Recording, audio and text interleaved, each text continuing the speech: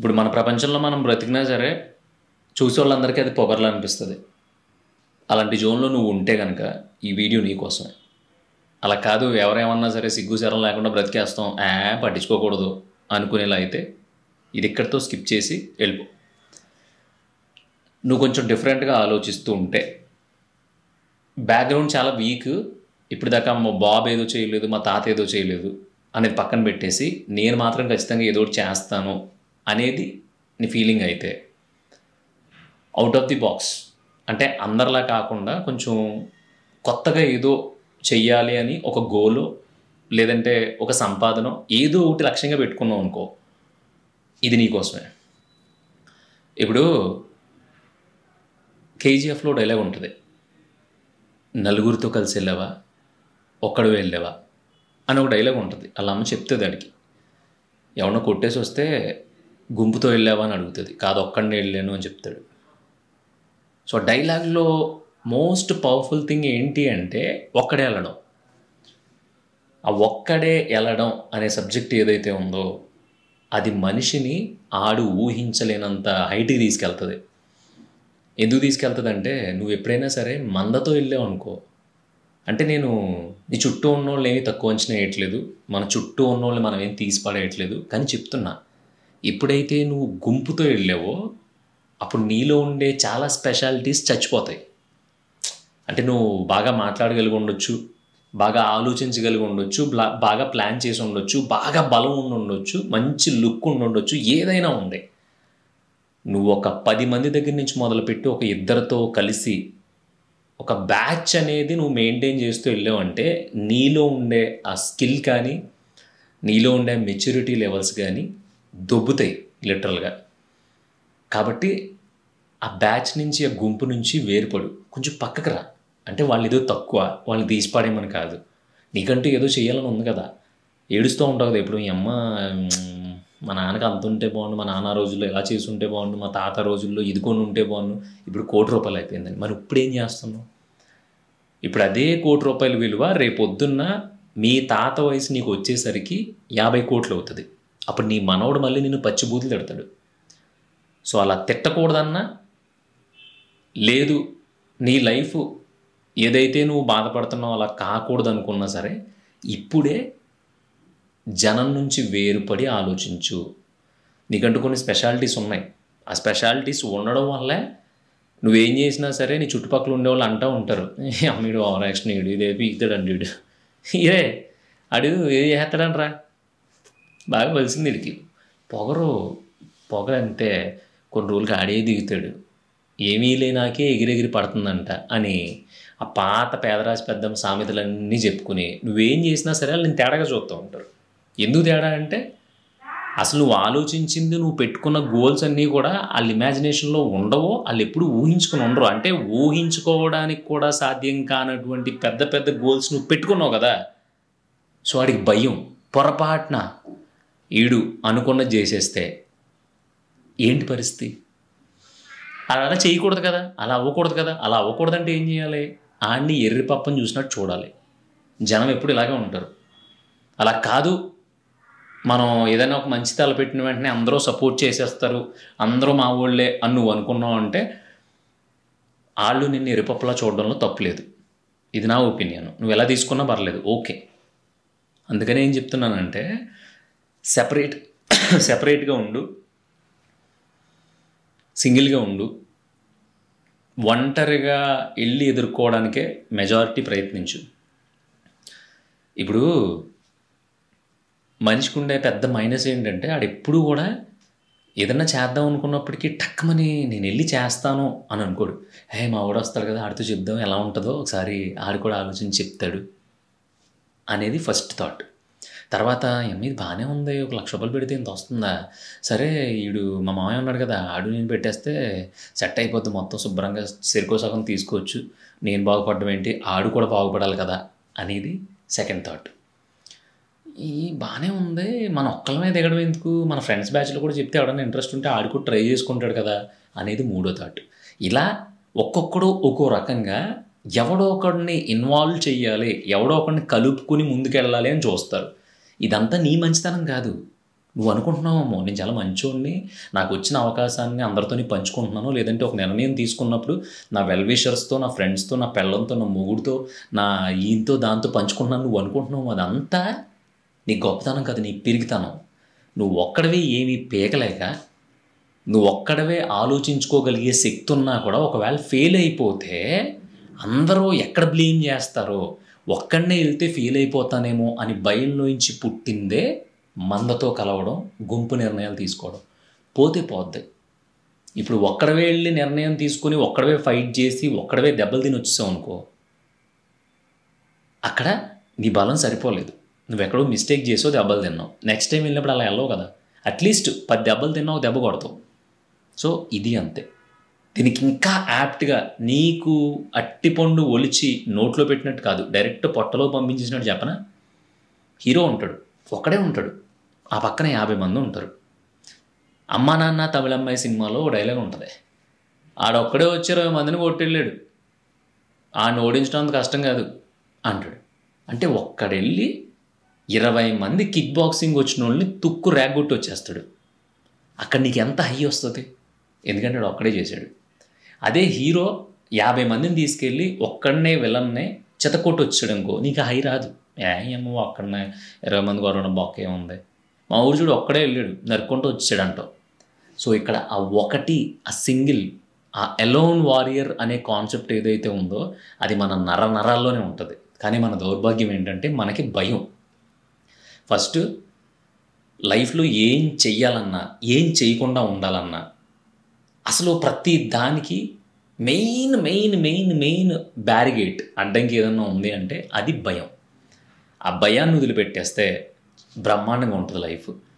ఇప్పుడు ఒక ట్రై చేసావు గురు, నువ్వే ఆలోచించుకున్నావు, నువ్వే ప్లాన్స్ వేసుకున్నావు, నువ్వే రీసెర్చ్ చేసుకున్నావు, నువ్వే అంతా సెట్ చేసుకున్నావు, ఓకే దిగేవు, ప్రయత్నించో, నీ వల్ల కాదు అనుకునేదాకా పోరాడావు, పోయింది. ఎంత బాగుంటుందో తెలుసా? ఎవరికి సమాధానం చెప్పక్కర్లా, ఫస్ట్ పాయింట్. ఇంకోటి ఏంటంటే ఎవరికి షేర్ చేసుకోవాల్సిన అవసరం లేదు, రెండో పాయింట్. ఇంకొక ఫైనల్ బ్యూటీ ఏంటంటే దాని నుంచి నీకు చాలా చాలా తెలుస్తాయి. ఎందుకంటే నువ్వే ప్లాన్ చేసుకున్నావు, నువ్వే సెట్ చేసుకున్నావు, నువ్వే పోరాడావు, నువ్వే ఓడిపోయావు. సో ప్రతి ప్రాసెస్లో నీ సింగిల్ మైండ్, నీ ఒక్క మైండ్ మాత్రమే పనిచేసింది కాబట్టి ప్రతి ఇంచు, ప్రతి పాయింట్ నీ కంట్రోల్లో ఉంది అక్కడ. అది పోయినా, ఫెయిల్ అయినా. సో ఇప్పుడు నెక్స్ట్ ఏం చేస్తావు? నువ్వు వేసే ప్రతి స్టెప్లో అక్కడ చేసిన ప్రతి మిస్టేక్ గుర్తొస్తుంది. ఒళ్ళు దగ్గర పెట్టుకుని మొత్తం సర్వేంద్రియాలు ఫోకస్లో పెడతావు. లేదనుకో ఆ పని చేయకుండా ఇది మన వల్ల కాదు అని ఒక డెసిషన్కి వచ్చేసి వేరే దాంట్లో వెళ్ళి పెడతావు.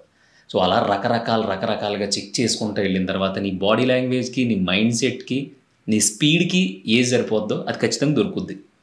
అలా కాకుండా 10 మంది ఫ్యామిలీ మెంబర్స్ని వేసి కూర్చుని, లేదంటే ఎవరికో ఫ్రెండ్కి చెప్పి, లేదంటే మావయ్యకి వేసి అన్నానికి, ఇవన్నీ పత్యాపారాలు అవో.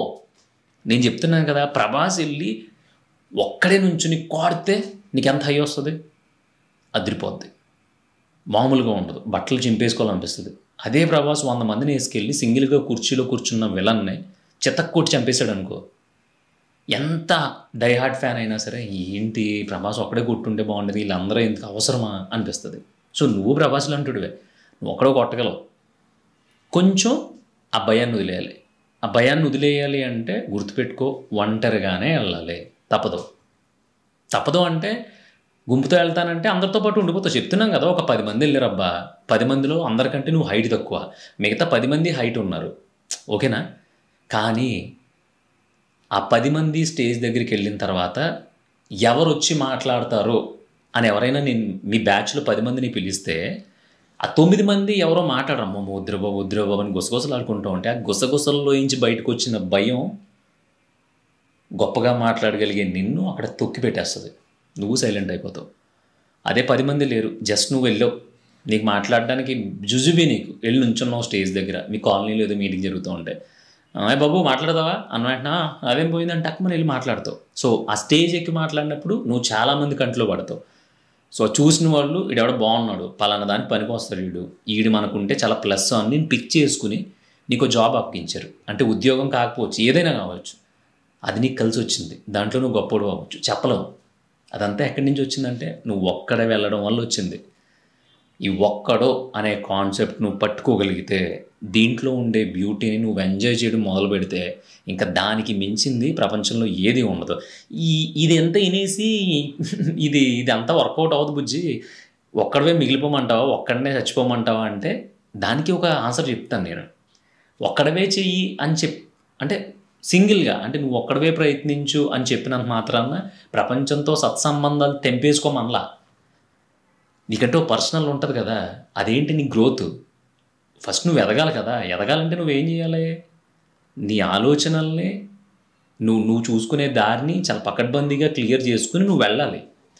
నువ్వు ఇంకా వాష్రూమ్కి కూడా ఫ్రెండ్స్ని తీసుకెళ్తావా, వెళ్ళవు కదా. ఈ గ్రోత్ కూడా అంతే. ఈ గ్రోత్ పాయింట్లో సింగిల్ డెసిషన్స్, ఇండివిడ్యువాలిటీ చాలా ఇంపార్టెంట్. అక్కడికి నువ్వు మాత్రమే వెళ్ళాలి, నీ మనసు నీ మైండ్ అన్నీ దగ్గర పెట్టుకుని వెళ్ళాలి. సో నువ్వు ఖాళీగా ఉన్నప్పుడు బాతాకన్నీళ్ళు పెట్టుకుంటావా, చిట్చాట్లు చేసుకుంటావా, ఏది చేసుకుంటావో అదంతా నీ పర్సనల్. కానీ సీరియస్ విషయాల్లో, లైఫ్ టర్నింగ్ పాయింట్స్లో, డెసిషన్ మేకింగ్లో నువ్వు మాత్రమే ఉండాలి. లేదు ఒకసారి ఆయన్ని అడగపోయావా, ఆయనకి దాంట్లో ఎక్స్పీరియన్స్ ఉంది అని అమ్మో, కన్నమ్మో, చిన్నమ్మో, పిన్నమ్మో ఎవరో చెప్తారు. మనం ఏం చేస్తాం, బోల్డ్ అంత అనుభవం ఉంది కదా అని చెప్పేసి మన దగ్గర ఉన్న ఒక ఐడియాని, అంటే నీ వయసు ఇప్పుడు ఒక 27-28 సంవత్సరాలు అనుకో, నీ ట్రెండ్తో నువ్వు చూసినట్లు ఆలోచించిన నిర్ణయాన్ని పట్టుకెళ్ళి ఒక 60 సంవత్సరాలు ఉన్న ఆయన దగ్గర పెడతావు. ఆయన తరంలో చూసిన నాలెడ్జ్ని నీకు షేర్ చేస్తాడు. నువ్వు ఆ తరంలో ఆయన చూసిన నాలెడ్జ్ని తీసుకొచ్చి ఇప్పుడు ఈ జనరేషన్లో ఉన్న ఐడియా మీద అప్లై చేస్తావు. అదేమవుద్దంటే పులిహారలో సేమియా వేసుకుని ఆ సేమియా మీద కరివేపాకు జల్లుకుని ఆ కరివేపాకు మీద తాలింపు వేసుకుని దాని మీద తోటకూర పప్పు వేసుకుని తిన్నట్టు ఉంటుంది. అలా కాదు, నీకు బుర్ర ఉంది, డక్కా ముక్కిలు తిని చదువుకున్నావు, ఇంకా డక్కా ముక్కిలు తిని ఇక్కడ బ్రతుకుతున్నావు. సో ఆ డక్కా ముక్కీలు అన్నీ చూసిన తర్వాత నీకు ఒక ఐడియా వచ్చింది. ఆ ఐడియాని నువ్వు ఫాలో అవ్వు, నీకు ఓపిక ఉన్నంత వరకు ఫాలో అవ్వు. ఓపిక ఉన్న తర్వాత, ఓపిక పోయిన తర్వాత ఫెయిల్ అవుతావో పాస్ అవుతావు అనేది సెకండరీ. ఒక ఐడియా బయటకు వచ్చి అది 100% సక్సెస్ అవుద్ది అనేది ఎలాన్ మస్క్ కూడా కనిపెట్టలేదు ఇప్పుడు దాకా. సో ఓవరాల్గా ఒక కొలిక్కి రావాలి మనం బతుకు అంటే మాత్రం ఒంటరిగా వెళ్ళాలి, ఒంటరిగానే వెళ్ళాలి. నేను చెప్తున్నా, ఎప్పుడైతే నువ్వు తిరిగిన సర్కిల్లోనే తిరుగుతావో చెడిపోతావు. అంటే ఏంటి, మందేయడం, అమ్మాయిలతో తిరగడం, సిగరెట్లు కాల్చడం, ఇవన్నీ కాదు చెడిపోవడం అంటే.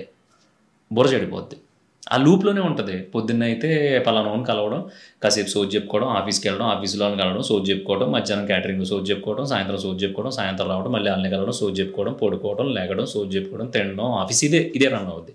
అది కాకుండా బయటికి రా, అసలు తెలియనోని కలువు, తెలియనోళ్ళతో మాట్లాడు, తెలియనోళ్ళతో చిట్చాట్ చేయి, తెలియనోళ్ళతో తిరుగు. సో వాళ్ళ ప్రపంచాలలోనే చూడు. ఇవన్నీ ఒంటరిగా చేయాలి. ఆ ఒంటరి ఇంటరాక్షన్ అనేది ఆల్మోస్ట్ నీకు 60-70 సంవత్సరాల అనుభవాన్ని ఇస్తుంది. ఇవన్నీ నువ్వు ఎలా చెప్తున్నావు అంటే, నేను ఇప్పటికీ ఏ నిర్ణయం తీసుకున్నా నా ఫ్యామిలీతో కానీ ఎవరితో కానీ నేను చెప్పను. ఎందుకంటే నేను తీసుకునేది సరైన నిర్ణయం అన్న జడ్జిమెంట్ ఉంది. ఆ నిర్ణయాన్ని నేను ఇంప్లిమెంట్ చేయడానికి ట్రై చేసి ఆ ఇంప్లిమెంట్ అయిన తర్వాత సక్సెస్ అయిందనుకో, ఆ సక్సెస్ని షేర్ చేస్తా. ఒకవేళ ఫెయిల్ అయిందనుకో, ఆ ఫెయిల్యూర్ని నేను తీసుకుంటాను, నేను మోస్తాను, నేనే భరిస్తా, నాతో నేనే డిస్కస్ చేసుకుంటాను, నేనే చెప్పుకుంటాను, నేనే బాధపడతా. ఎందుకంటే అది మనకి ఇచ్చే స్ట్రెంగ్త్ ఉంటుంది చూసావా, అది ఐఐటి స్టూడెంట్కి కూడా ఉండదు.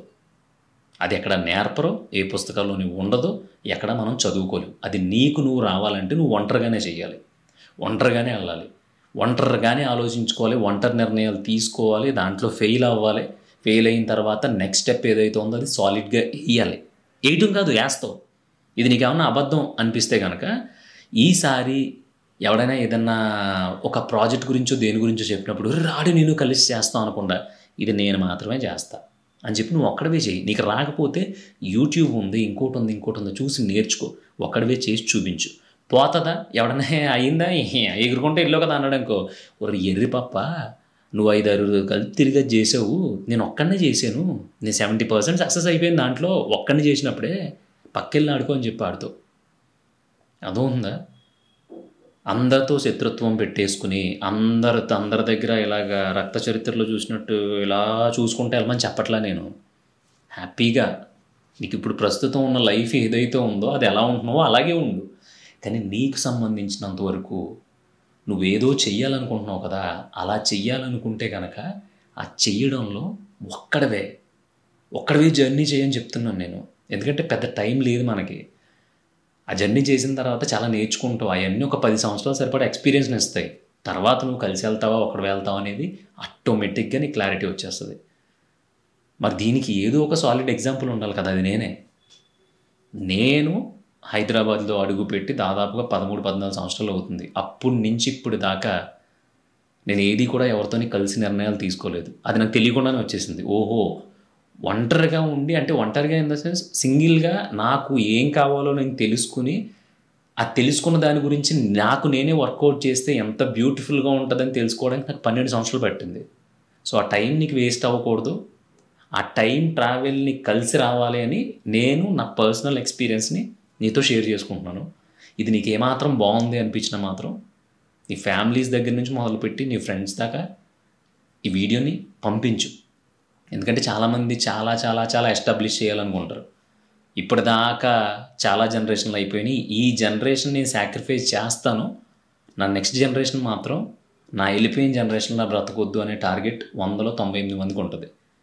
సో ఇది ప్రతి ఒక్కరికి ఉపయోగపడుతుందని నేను అనుకుంటున్నాను. నీకు అనిపిస్తే నీ ఇష్టం, కానీ అట్లీస్ట్ నువ్వు ఎవరికి పంపించకపోయినా నువ్వైనా సరే ఇండివిజువల్గా సింగిల్గా, సింహాలో పుల్లు పోల్చడం నాకు ఇష్టం ఉండదు, కానీ నీలా నువ్వు నిర్ణయాలు తీసుకో, నీలా నువ్వు ఒంటరిగా వెళ్ళు, నేర్చుకో, పడతావు ఖచ్చితంగా. ఫస్ట్ టైం షూర్ 100% పడతావు, అది కూడా చెప్పేస్తున్నా. కానీ ఆ పడి లేచిన తర్వాత వెళ్ళే రన్ ఉంటుంది చూసా, ఉస్సేన్ బోల్ట్ కూడా అందుకోలేడు నేను.